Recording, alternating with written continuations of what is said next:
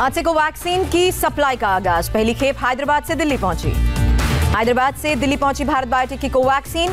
देश में कोरोना की दोनों वैक्सीन की सप्लाई जारी। भारत के लिए एक और खुशखबरी, ब्राजील के साथ भारत बायोटेक ने कोवैक्सीन भेजने का समझौता किया। पुणे के सीरम इंस्टीट्यूट से पूरे देश में कोरोना वैक्सीन भेजने के काम ने रफ्तार पकड़ी। पहले दिन 13 शहरों में कोविशील्ड की वैक्सीन भेजी गई।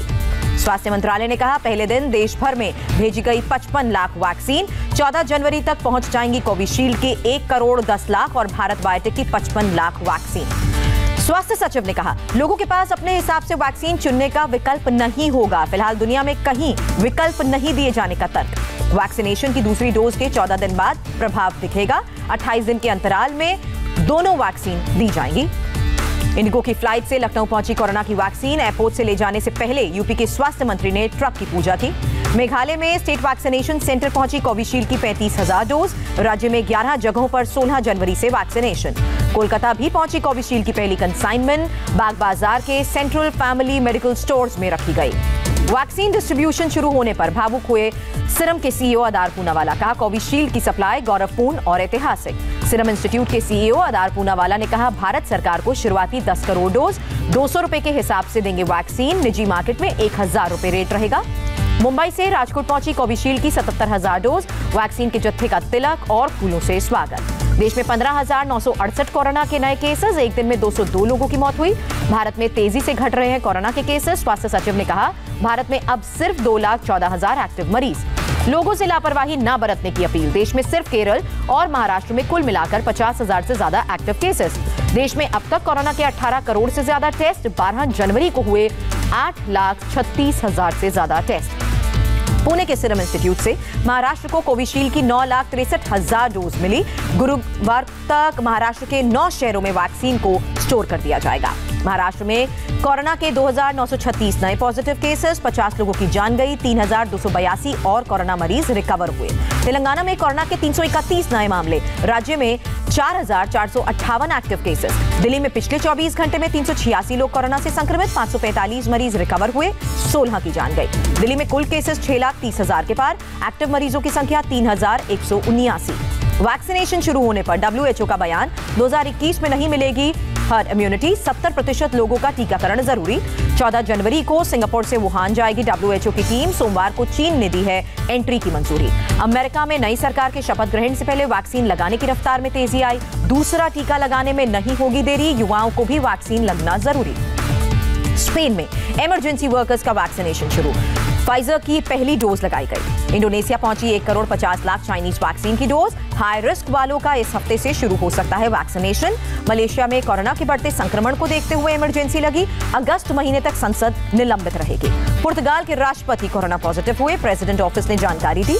10 राज्यों में बड़े बर्ड फ्लू की पुष्टि के बाद अब झारखंड में मृत पाए गए पक्षी जांच के लिए सैंपल्स भेजे गए। महाराष्ट्र के लातूर में बर्ड फ्लू के मद्देनजर 4,000 पक्षियों को मारा गया। परभनी में भी 5,000 से ज्यादा पक्षियों को मारने का ऑपरेशन चला। मुंबई में कबूतर और कौवों की मौत से दहशत।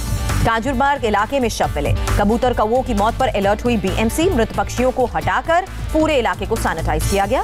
MP और राजस्थान में बर्ड फ्लू के संक्रमण में तेजी आई। MP के 18 और राजस्थान के 13 जिलों में इंफेक्शन फैला।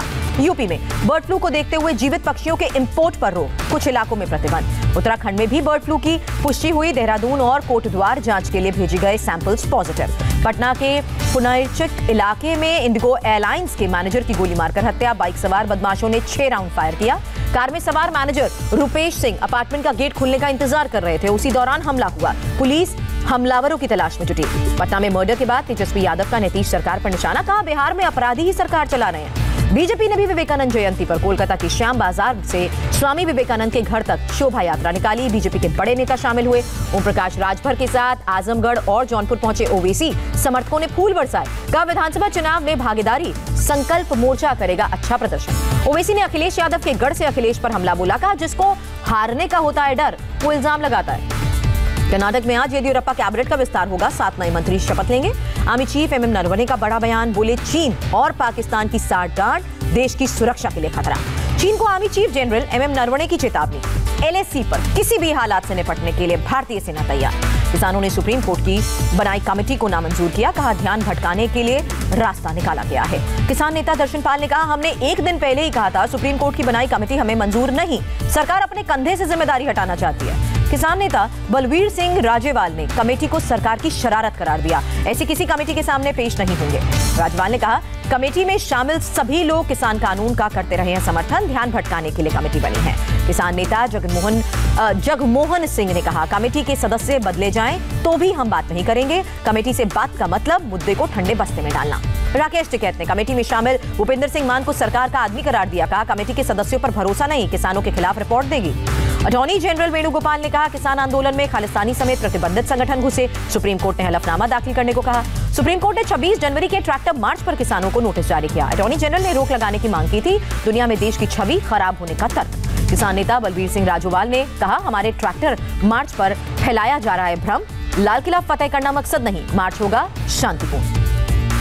केंद्रीय कृषि राज्य मंत्री कैलाश चौधरी का बड़ा बयान। कहा, सुप्रीम कोर्ट का फैसला सरकार की इच्छा के खिलाफ, हम चाहते थे कानून पर ना लगे रोक। रिपब्लिक डे पर किसान रैली को लेकर कैलाश चौधरी बोले, दुनिया में नेगेटिव मैसेज जाएगा। कृषि कानून पर रोक का एनसीपी अध्यक्ष शरद पवार ने स्वागत किया। कहा, सुप्रीम कोर्ट का फैसला किसानों के लिए बड़ी राहत। नोएडा के परथला चौक के पास स्कूटी सवार बदमाशों के साथ पुलिस की मुठभेड़, 2 बदमाशों को गोली लगी, एक कट्टा और लूट का मोबाइल भी बरामद किया गया। यूपी के मऊ में एक शख्स की मौत के बाद लोगों का हंगामा, पुलिस पर पथराव किया, गाड़ियों को आग के हवाले किया। नागपुर में पतंगबाजी के दौरान दर्दनाक हादसा हुआ, 23 साल के लड़के का मांझे से गला कटा, अस्पताल जाते वक्त दम तोड़ा। आंध्र प्रदेश के नेल्लूर में मकान का टैक्स बढ़ाने के राज्य सरकार के आदेश का विरोध, नगर पालिका कमेटी ने आदेश की कॉपियों को आग के हवाले किया। बिहार के कटिहार में अतिक्रमण हटाने के दौरान ग्रामीणों ने पुलिस टीम पर पथराव किया, एक पुलिसकर्मी और जेसीबी ड्राइवर जख्मी। एमपी के दतिया में वेब फिल्म के बाउंसर्स की गुंडागर्दी का वीडियो वायरल, कुछ बच्चों को भी मुर्गा बनाया, पुलिस बाउंसर्स की तलाश में जुटी है। वैशाली के लीला हाउस अपार्टमेंट में आग लगी, फायर ब्रिगेड ने आग पर काबू पाया, बालकनी में फंसे परिवार को रेस्क्यू किया। हिमाचल प्रदेश के कुल्लू में बिजली महादेव जंगल इलाके में भीषण आग लगी, प्रशासन के साथ स्थानीय लोग भी आग बुझाने के काम में जुटे। आगरा से आई हैरान करने वाली घटना, प्रेमिका को स्मार्टफोन देने के लिए प्रेमी ने एक शख्स की हत्या की। राजस्थान के जोधपुर में मिला कैप्टन अंकित गुप्ता का शव, 5 दिन पहले तख्त सागर पर अभ्यास के दौरान से लापता था। पैरामिलिट्री फोर्स के कमांडो थे कैप्टन अंकित गुप्ता। 7 जनवरी को तख्त सागर में डूबने से मौत की आशंका। एमपी में राम मंदिर निर्माण के लिए चंदा जमा करने के लिए सड़क पर उतरी कांग्रेस। कहा, राम मंदिर ट्रस्ट के अकाउंट में सीधे पैसा ट्रांसफर करें। ठंड ने दिखाई तेजी, उत्तर भारत में 4 दिन शीतलहर चलने के आसार, मौसम विभाग का अनुमान। दिल्ली में घना कोहरा छाया, आज न्यूनतम तापमान 3 डिग्री सेल्सियस रहने के आसार। दिल्ली में विजय चौक के पास घना कोहरा, संसद भवन कोहरे की चादर में लिपटा। दिल्ली की हवा बेहद खराब स्थिति में पहुंची, कई इलाकों में AQI 301 के करीब। कानपुर में सर्दी और कोहरे का डबल अटैक, न्यूनतम तापमान 5 डिग्री। वाराणसी में सर्दी का सितम, ठंड से बचने के लिए लोग अलाव का ले रहे हैं सहारा। राष्ट्रपति रामनाथ कोविंद ने लोहड़ी, मकर संक्रांति, पोंगल को देशवासियों को बधाई दी, देश में समृद्धि और खुशहाली की कामना की गई। उपराष्ट्रपति वेंकैया नायडू ने गोवा के राजभवन में भोगी त्योहार मनाया, परिवार भी साथ। आंध्र के कृष्णा में भोगी फेस्ट में शामिल हुए चंद्रबाबू नायडू, पोंगल त्योहार का आगाज, लोगों को शुभकामनाएं दी। तेलंगाना में भोगी त्योहार की धूम, टीआरएस नेता के कविता ने समर्थकों के साथ उत्सव मनाया। सूरत के एक दंपति ने 5 किलो गेहूं से पतंग बनाई, अपनी कलाकृति से दिया कोविड नियमों के पालन का संदेश। आज रिलीज हुई तमिल एक्टर विजय की फिल्म मास्टर, फैंस ने मुंबई के कार्निवल सिनेमा के बाहर जश्न मनाया। भारत और वियतनाम के बीच 13वीं डिफेंस सिक्योरिटी बैठक, दोनों देशों के बीच रक्षा संबंधों को मजबूत बनाने पर चर्चा।